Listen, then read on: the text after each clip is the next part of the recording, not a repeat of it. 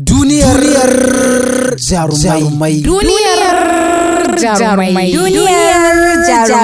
Shiri ne da ke kawo muku sashe daban-daban. Irin su me ke faruwa a Kaniwood da kuma da dumi-dumin su daga taskar mawaka. Ku dai Ku kasance da shirin Duniyar jarumai. daga gidan rediyon Vision FM. Duniyar jarumai.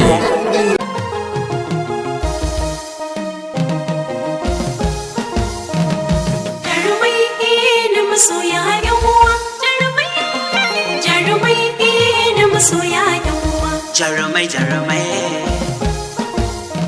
Jama'a masu sauraro, Assalamu alaikum, barkanmu da warhaka. Barka da sake kasancewa da ku a cikin shirin namu mai farin jini wato shirin Duniyar jarumai. Shirin da ke zo muku daga nan gidan rediyon Vision FM. Kuma masu saurare idan ba ku manta ba, akwai sashe daban-daban da aka tanadar a cikin shirin irin su Me ke faruwa a Kaniwood da kuma da dumi su daga taskar mawaka haka zalika akwai sashen da ake tattaunawa da fitattun jarumai. waɗannan za su zo muku a cikin shirin duniyar jarumai na wannan mako. Sunana Zainab Muhammad Daniya tare da ɗan uwa abokin aiki Ibrahim Bello a teku. ku biyo mu a cikin shirin.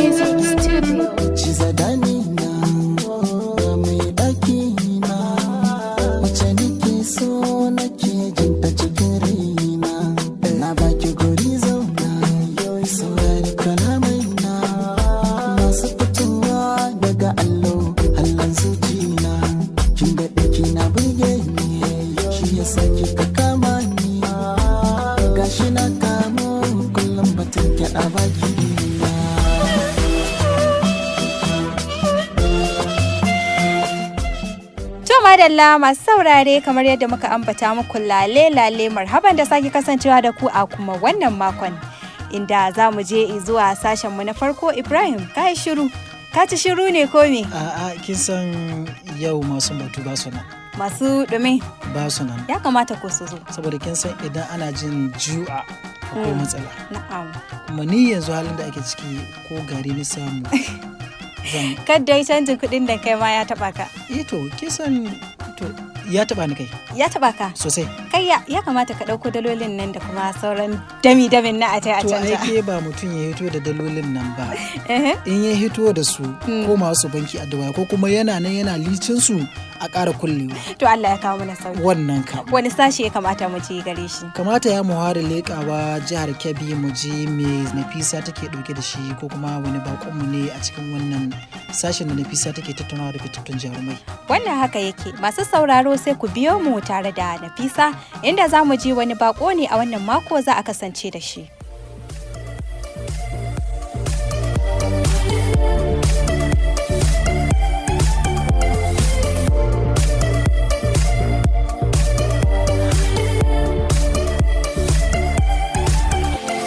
Sallama da fata alkhairi gare ku, ma'abota kasancewa tare da wannan shirin na duniyar jarumai. A kuma wannan sashen namu na tattaunawa tare da fitattu a masana'antar shirya fina-finan Hausa da waƙoƙi ta Kannywood. Nafisa Shehu Hamza ce yau ma ke lale marhabin da sake kasancewa da ku. Inda a wannan makon masu saurare muna tare ne da ɗaya daga cikin masu wasan barkwanci a nan arewacin tarayyar Najeriya. Mai laƙabi da Lil Fresh. Amma dai ku biyo mu a cikin tattaunawar da muka yi da shi. To masu sauraron mu yau dai ga mu tare da wani mai wasan barkwanci wanda yake da lakabi da Baban Yalo. Kamar yadda aka saba da farko za mu fara bashi dama domin ya gaya mana cikakken sunansa tare da takaitaccen tarihin rayuwarsa. Baban Yalo, barka da zuwa cikin wannan shirin na tattaunawa tare da fitattu a masana'antar Kannywood. Ok, barka da zuwa. Ya harkoki? Wala, alhamdulillah. Mun ji daɗin kasancewa ka a cikin wannan shirin da yake yanzu ku ne ke tashe a kafafen sada zumunta. Haka nan ne. Na'am. Da farko dai, wane ne Baban Yalo? So, da farko dai duk wanda a masaurari komedin namu na Yalo da Baban Yalo. Wato in ba bayani aka kowa babu wanda zai fahimta yadda muke progress namu saboda cikin comedy namu wanda muke yi akwai yalo, akwai baban yalo, akwai makwaci, zan iya cewa dai sun kai wajen mutum 5 daga cikin comedy namu. So ni za a kira na da yalo ko kuma baban yalo ko kuma yaya yalo ko kuma dan uwan yalo. Shin kenan dai kai ne ke rabuwa gida 4 ko 5? Har 6 da 7 dai ina yarwa. Babban magana. To farko dai za mu so mu ji cikakken sunanka. To da farko dai ainihin sunana Muhammad M. Mujtaba. Wanda an fi sanna da Lil Fresh ko kuma na ce baban yalo comedian. Takaitaccen tarihin rayuwarka. Ina aka yi karatu, ina aka taso, sannan kuma yanzu menene ake yi? An haife ni cikin tsohon gari, iyayena ma an haife su a nan. Sannan kuma batun karatu, alhamdulillah karatun Allah mun sauke alƙur'ani kuma da yake littattafai muna nan muna yi. Dan zan iya cewa na sauke ƙur'ani tun ina wajajen JS1. Ne sauka alƙur'ani mai girma. Sannan kuma matakin karatu na boko, na primary na gama, na secondary na gama, yanzu ma still na gama diploma. To wannan shine ainihin takaitaccen tarihi na. Na'am, yanzu akalla kenan ka shekara 50 a duniya. 50 fa. Shekara 50 ba da yarara ba. Ana da iya samun irin something ya saka. 20 da wani abu. 20 da yan sama. Masha Allah. To da yake farko ka fara dan yi mana bayani akan bangaren da ka raja'a a harkar nishadantar da mutane. Mun san cewa abu ne yanzu wanda yake daukar hankalin matasa sosai, musamman a kafafen sada zumunta. Suna so su shiga domin kawai su ga abubuwan da za su ba su dariya su nishadantar da su. Haka nan. Yaushe ne ka tsunduma wannan bagare? Zan yi cewa na tsunduma ne wannan harka ta barkwanci. Tun 2018 ina expecting na shiga cikin wannan harka ta barkwanci. Shekara ta 2018. To 2019. Lokacin nan na fara wannan comedy nawa. So har yanzu dai alhamdulillah muna nan muna yi tun muna jin kunya ma wa zai saurari abun. Har ya zama cewa ana kira mu ana son abun da dai sauran su kira ma habba ma cikin stadium kuwa. Har ya zama cewa wasu kasashen Afirka haka don ana dan shigowa ta group ta WhatsApp ana interest ga abin da muke, kuma don Allah kada mu daina mu ci gaba, mu kuma muna ba masu kallon mu wani goyo cewa insha Allah tunda dai suna bukata abin da muke so za mu ci gaba da yi. Na mutane sun nuna suna jin daɗin abin da kuke yi, yana burge su, yana nishaɗantar da su.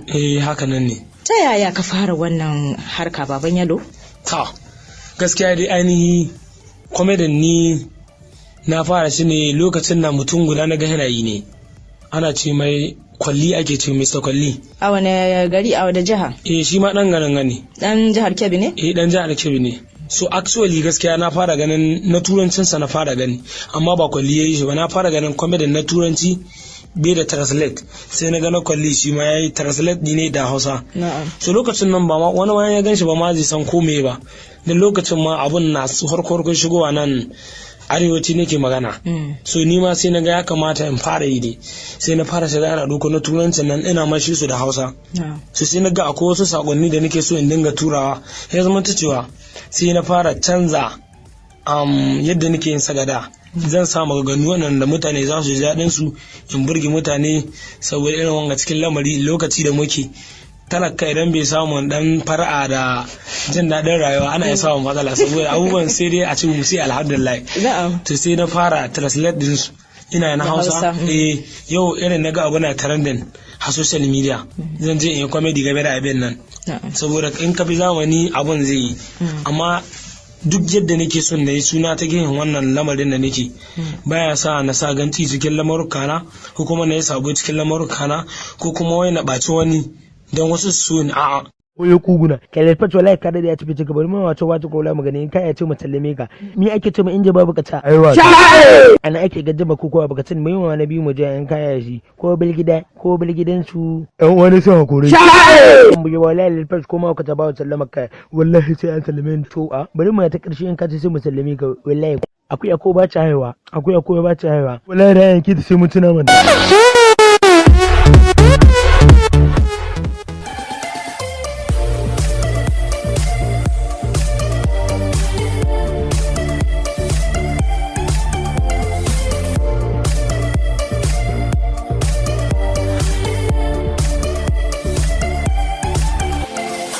Godiya ta musamman da kuke kasancewa tare da mu. Fatanmu dai a kowane lokaci matasa su mai da hankalinsu wurin gudanar da abubuwan da za su kawo musu ci gaba da jihar su da ma ƙasa baki ɗaya. To yanzu kan a madadin sauran abokan aiki wato Zainab da Ibrahim, sunana Nafisa Shehu Hamza, nake fatar za ku ci gaba da kasancewa tare da masu jan akalar wannan shirin. Mu haɗu a wani mako na gaba.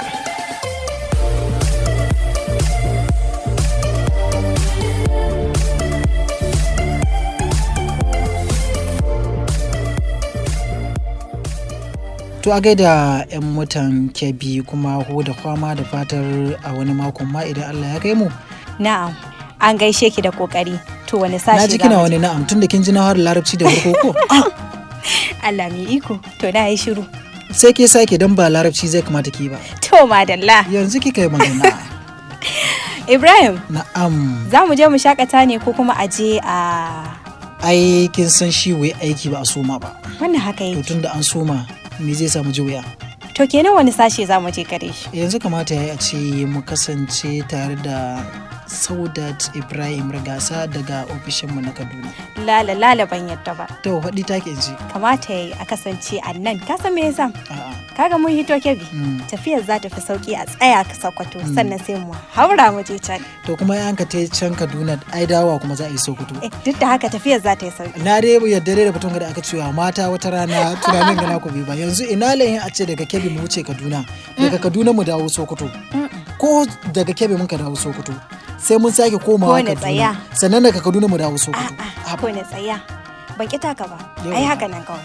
Ai a'a. Yadda kika so ko ni yadda kika so. To kaga yanzu masu saurare babu damar su shigo su alƙalanci amma ai yadda kika so ko yadda nika so. Yadda ya kamata. To a yadda ya kamata din. Bari na ba miki ki yadda ya kamata. A kasance a Sokoto. Masu saurare a'a ba son kai bane. Masu saurare to sai mu kasance da Zainab Yusuf Jega a sashen nan na da dumi-dumin su daga taskar mawaka. Zainab idan kin shirya, ja mu je.